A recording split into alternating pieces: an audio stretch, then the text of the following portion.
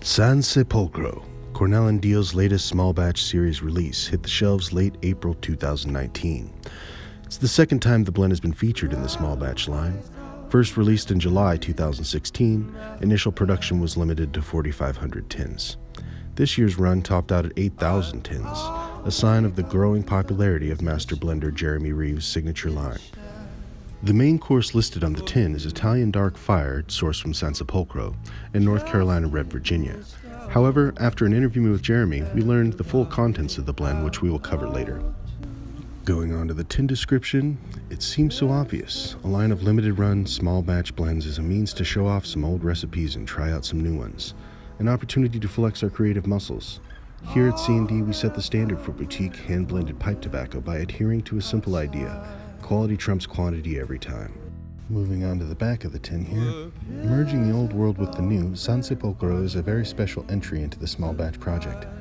Carefully blended from unique Italian dark-fired florets and some of the finest Red Virginias from North Carolina.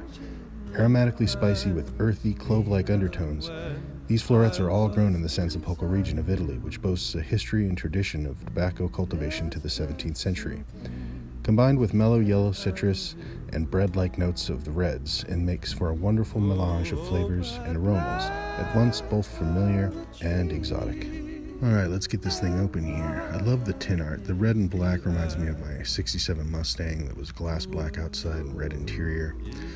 And I love how they put this little date sticker on the bottom here. Some of the date codes on these tobacco tins are not really very well thought out. Normally I'd have sound on this, but the sound was bad that day, so let's pop this thing open and get right to it. Got our little paper disc there. And when you open this thing up, the first thing that you're going to see, you're going to make some mad noises when you see this.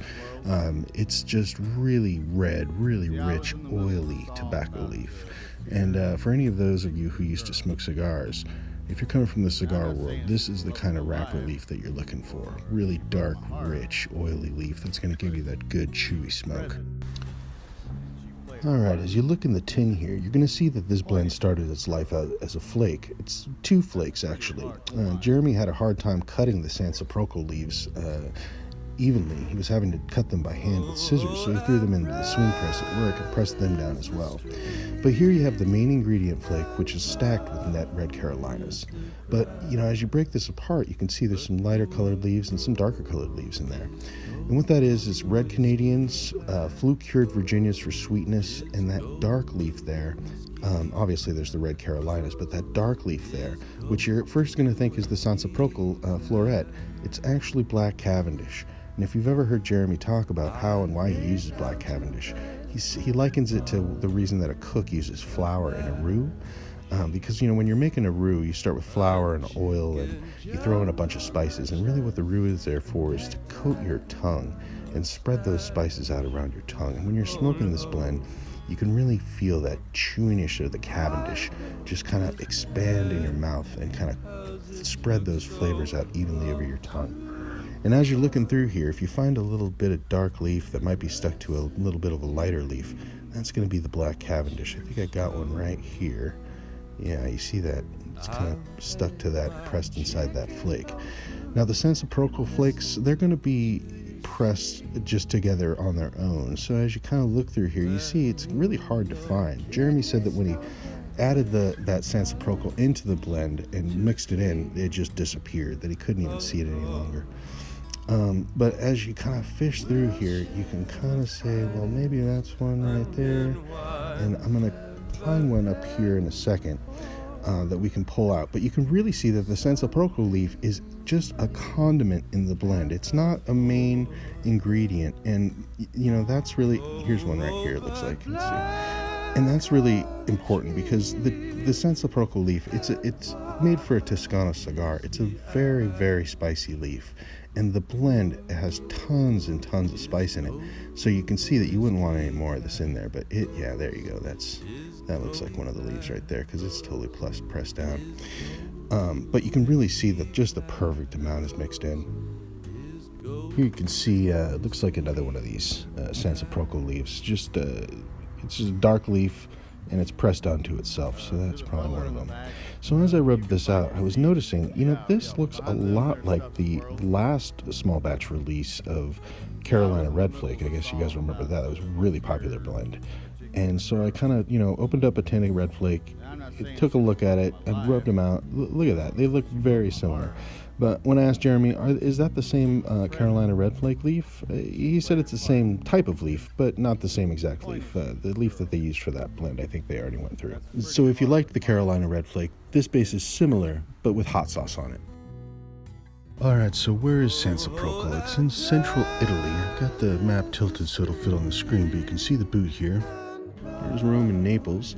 Sansepolcro is up by Florence in a town called Bologna, which is, I believe, where Bologna is made. And these photos are from a tour that you can take of the tobacco farms out there in Sansepolcro. That's Kentucky leaf right there, curing in an Italian barn. You can see some smoke here in the curing barn. Research indicates oak and beech, which are hardwoods and give a light, smoky taste, unlike Latakia. But brand claims indicate that these cigars are going to be smoked again after they're rolled. So back in 1818, when the pants used to zip all the way to the neck, the Grand Duke of Tuscany, Ferdinand III here, founded a tobacco factory. They had left some pipe tobacco out in the summer sun, and there was a surprise downpour, and the bales were soaked and fermented in the heat of the sun.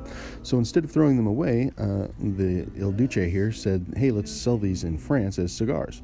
So you're going to see the cigar rolling process of a Toscano here, and it's a little different than in the Caribbean rolling process.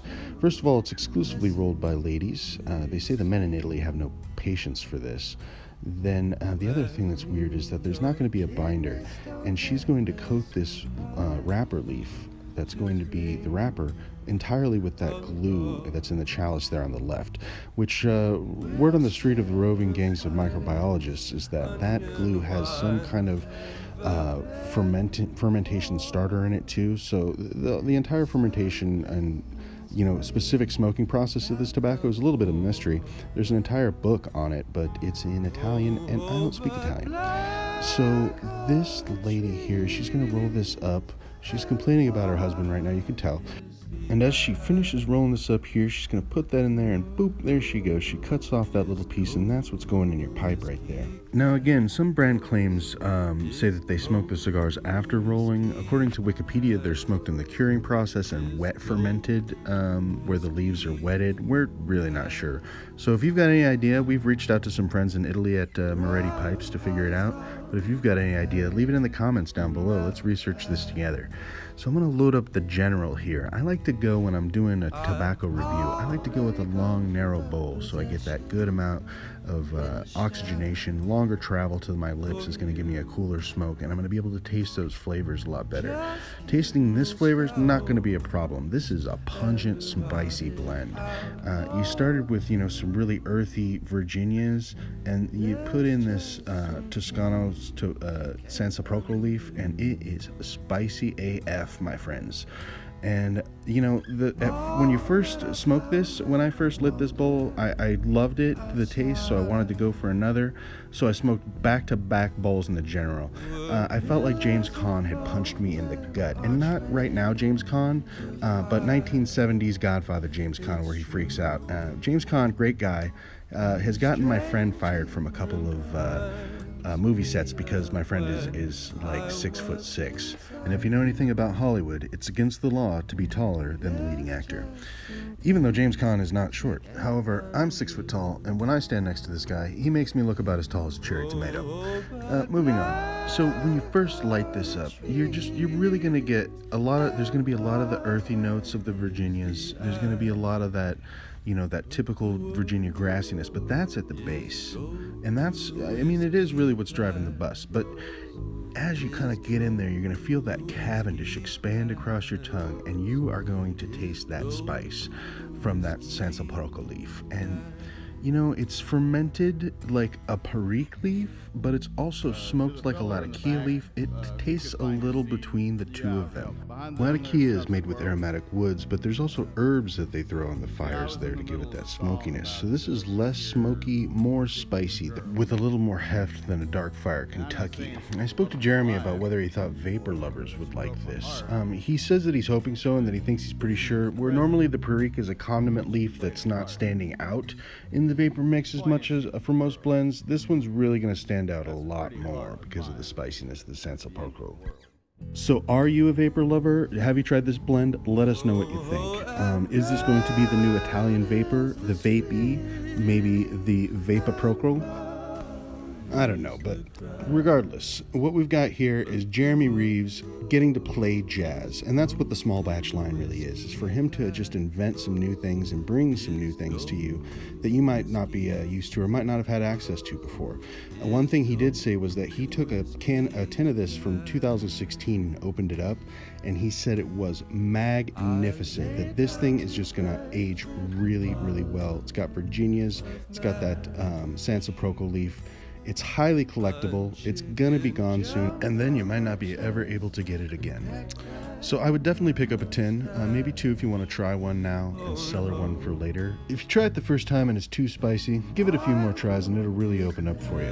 If it's still too spicy for you, put it away in your cellar and it's gonna mellow out into something really great in a couple of years. Thanks for watching Old Hollywood Briar. Subscribe for more reviews and stories, and don't forget to hit the like button if you like this video.